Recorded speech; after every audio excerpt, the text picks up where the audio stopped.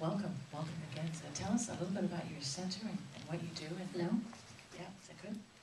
So, let's see. I like to talk with my hands. That's why I'm moving this on there. Take it off here. I think I got it. I think I know how these things work. Do you want to just hold them these? No, I think I'm a hand talker. Oh. I use my hands a lot.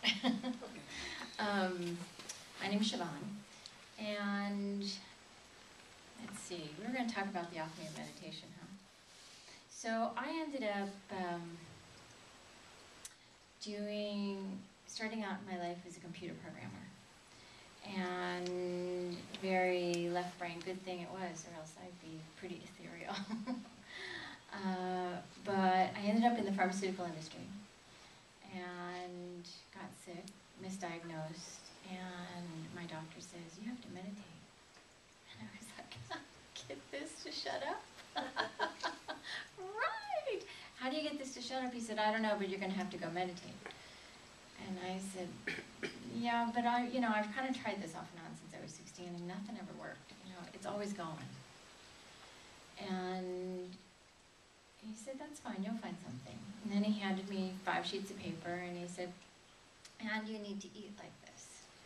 And I tried to be a vegetarian since I was 12, and I completely failed at it again and again and again and again and again and again. And he handed me these 5 sheets, and I was like, oh my God, look at this. This is everything I needed in order to eat like a vegetarian and stay healthy. So I thought, okay, so I tried that. And then I remember hearing something on the radio, on a local morning radio show about energy and thought and etc. And they had us, they said, if you're driving, pull over on the side of the freeway and, experiment with this. And my body was pretty sick at the time. And so I said, okay. So I pulled over, and there were a whole bunch of people along with me pulled over on the side of the freeway, kind of cool. And so I learned to feel the energy, and I thought, oh, check that out. I can feel that, and that makes sense to my brain. A very logical brain. I was in the pharmaceutical industry at the time, and so, you take medicine, and then you supposedly get better. However, I didn't believe in medicine, even though I was in that industry. Very interesting, huh? I happened to be working for a company that was critical care, so it made sense. We do need stuff for critical care, so that meshed with my beliefs that that was okay. But I liked what I was doing, and I worked way too many hours, and then got sicker. So my physician said, so we're going to try some experimental things, and we'll see if they're going to take. And so I had a lot of things going on in my colon, and I had some tears inside that nobody could really find, and we tried a lot of things, and they said, no, none of these things are working, so we need surgery. And I was like, okay, I agree, because we'd been trying it for about 9 months.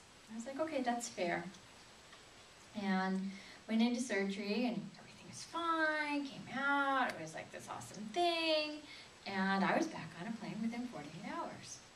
I think that was a good thing. So I ended up in the emergency room, and the guy said about 4 months later, and he said, lady, you have septic blood. Septic blood is where your blood's poisoned, and you usually only get to walk around for a very short amount of time, living in a body. And because of my will, I was just determined. And during this time, I said, okay, I'm going home. You can give me the medicine. I'll take it. I promise I'll take it this time. And I'm going to stay on my sofa, and I'm going to heal. I don't know how I'm going to do it. I have no clue how this is all going to work out. And so, we tried a whole bunch of things. And really what it came down to was things that I already knew and already had within me in order to heal my own body. And we all have these. But also to get into thinking about how meditation could work for me. So I took a class on energy and energy medicine, and here I am amongst these qigong masters and all of these like acupuncturists, and I'm just an executive in a pharmaceutical company, and they're saying chakras, and I'm thinking, what the frig are they talking about? And they're saying all this stuff, and I thought, okay, cool. So we tried things and worked with with our hands, and I could see the energy, I could feel the energy, and I didn't know that that was unusual. I just knew that I'd already done that. And then the guy the second day said, we're going to meditate, and I was like, I said, pardon me? And he said, we're going to meditate, and I was like, okay, sure, let's try. Okay, so we sat, and he guided us through meditation. I think it was on a tape player or something. And about 5 minutes in, I opened my eyes and I thought, oh, it's really quiet in there. That's a cool thing. I've been looking for this for a long time. And so I became addicted to meditation. Not a bad thing. Because you can do it anywhere, anytime if you're addicted to something like that, because all you need is your own body and somewhere to sit, right? And the addiction led to the feeling of I was more happy outside and inside than I thought I was when I meditated. I thought, wow, they're blending. This is pretty cool. I had a pretty cool life before. It's just exponentiating. That's really cool. And it led to thinking about all of the different things that are at different energetic levels and how they apply to our day, our life, our relationships, and how I ended up where I was. Because even before that, I was married, and it was the man of my dreams, and he died suddenly in a motorcycle accident. And all I did, not knowing any prayers or any meditations or anything like that at the time, all I did was do the Lord's Prayer.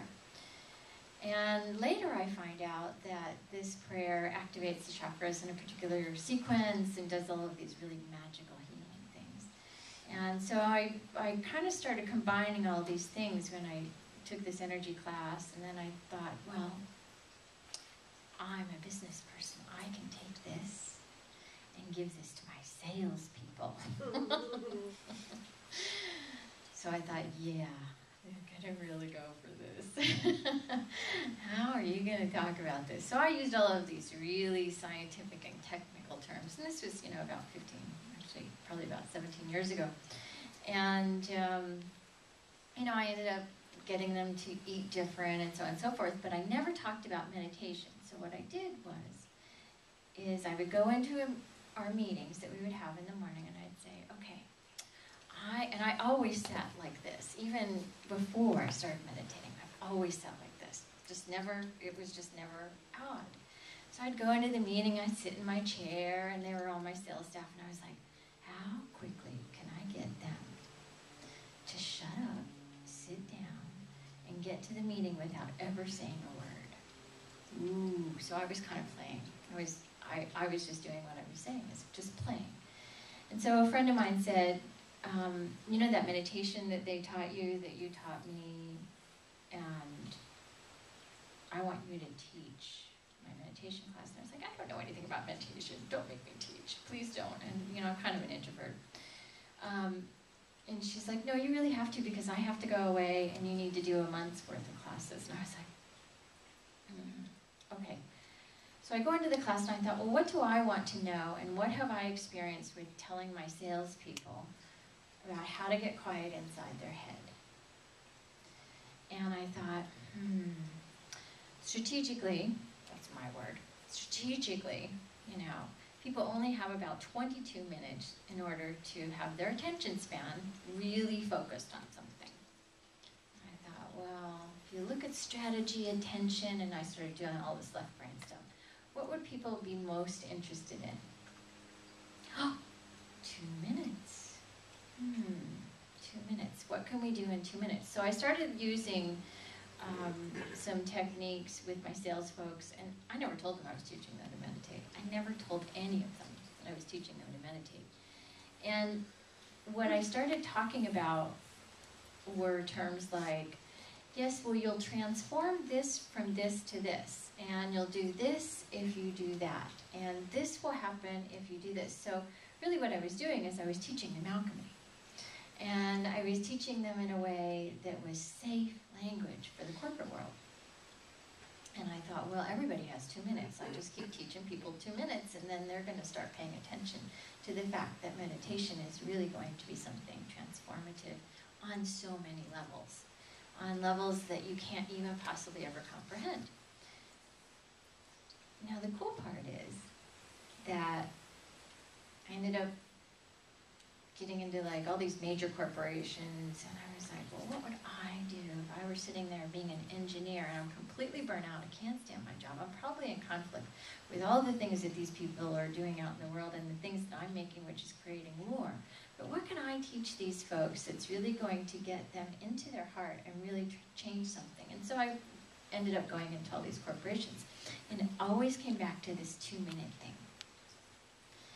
And how to change something from a base, which is alchemy, from a base energy, which is a low vibrational energy, to a much higher energy. And because I see it, I hear it, I smell it, everything energy. I'm like the queen of energy. And I've always been like this. I just didn't know I had that kind of, I just didn't know that there was a really, a platform for it, a way to describe it other than, okay, it feels like this, and everyone's like, you're a lunatic. Anybody ever get that? You're a lunatic, you feel this, you're a lunatic, or you can't possibly be feeling that. Or how could you possibly know that that marketing plan is going to work like that? I just know. How many times can you say, I just know, without any basis? Somebody will believe you, until you have an advocate. So we go back to the alchemy and the meditation and really look at what meditation takes you from and to. And it takes you from the old and takes you to the new. The challenge is, unless you do it regularly and consistently, you're kind of going to suck at it. Okay? It's the truth. And fortunately, I got really addicted to it right off because I liked the way I felt. I liked to be happy. And I like to smile, and I like to do all of those things because, life's just too bloody short. And after my husband died, I was like life is way too short. And you get to do any single thing, like you were talking about, any single thing that you want to in your life, and you can either look at it as really the pits or really an opportunity. And I was like, I don't know what you got going for me, but here I am. Just come on, take me. And so 2 minutes is going to give you something that is painful to something that is beautiful. Something that is frustrating to something that is complementary and healing. Okay? And so what I would invite you to do is uncross your legs and uncross your arms. Put your hands up like this. And by doing this, one, you're smarter. And I say that kiddingly, but it's true. Because most times we stand like this, or we sit all crossed up. And when we sit all crossed up, it's okay to sit all crossed up. However, the challenge is the energy doesn't come into you. Now, being truly hypersensitive to energy, I get the importance of protecting yourself. I get that. However, the cool part is you can transform any lower vibrational energy to a higher vibrational energy if you give yourself permission. So permission is something like this. Okay, but it's going to hurt and all these people are going to attack me and all of these things, right? And permission is, okay, I am in alignment. My spiritual cord is in alignment. And I'm here and in alignment with Source. Source is there, I'm here. Source is there, I'm here. Source is there, I'm here. We are one. So when you start doing that, and you really allow that connection from Source, because you actually do have a physical, it is a physical, it's just subtle. You do have a physical spiritual cord. It's 3 cords of life. And the bigger that spiritual cord, the quicker you manifest, the quicker you heal, the quicker you connect to Source, and the quicker you create something that is from a base. Alchemy is, most people think of alchemy as turning lead into gold, and we are turning lead into gold. We're turning our lead caca, into golden nuggets and flakes. Okay? So think about this while you're connecting. Put your tongue on the roof of your neck, tongue on the roof of the mouth, and connect. And just think of this. Just think of this little tiny spot on top of your head. In Asian cultures, what they do. You know, you have to come back and listen we'll take you out further in a minute. Because it's really easy to go out in a second as soon as you get out there, as soon as you touch that place. So ancient cultures used to drill holes in the middle of their head in order to allow this access to happen that much more effortlessly. Okay, so there are a couple cultures that still do that. But if you take your base emotion, think of something this week that was just like really, these are my tech terms, icky. Think of something that's really icky and take your left hand and put it in your left hand. Take the icky thing and put it in your left hand, okay? Okay, hold it there. Thank you. Okay, so hold it there, feel it, just feel it. Is it heavy? What does it feel like? Is it goopy? What does it feel like? Give me some words that you see. Heavy. Heavy. Okay, what else? Anybody have sharp? Marble, heavy. I see some people have droopy and like things dripping out. Okay, so here's what I want you to do. Is I want you to take your right hand and I want you to place that awareness that you had from the top of your head. Okay, I want you to place that in your right hand. Okay, now just place that awareness. All you have to do, just because I said it's just right there, right now. You don't have to do anything physical or specific. And now be aware of the right hand and tell me what it feels like, looks like, smells like, seems like. They feel balanced, aligned. Balanced, aligned. Anybody else? Same? Your left feels transformed. Left is transformed. Exactly. Anybody else? Neutral. Neutral. Cool. So alchemy takes, and that's actually a form of meditation. So alchemy takes the high vibration of source and you connect to your spiritual cord, which you can actually scan and feel the size of your spiritual cord. But as you connect to your spiritual cord, it grows bigger. And as you do that more regularly, meaning through, not everybody has an hour. I love meditating. I love it. I meditate way a lot, way too much. I can be driving down the road and I'm chanting along and somebody's driving with me and like, where are you? I'm like, I'm right here, I'm good. Life's amazing. Well, what are you doing? Chanting. What are you chanting? I don't know, whenever I chant. And so, the tongue on the roof of the mouth is an amazing connector because it connects you up and connects you down. Okay, so it's completion. So what do they say? They say, shut your pie hole. Well, these tech terms, shut your pie hole. The reason you have to shut your pie hole is because when you close it, it forces the tongue to get onto the roof of the mouth and forces the opportunity for you to make this spiritual source connection that much greater, that much bigger. And as you shut it, you connect down below as well. So as above, so below. Okay? So when you alchemize something, you take the base to a higher vibration. You always take it to the highest. And the simplest thing is to connect here first and then bring those two pieces together. So what I showed you was just a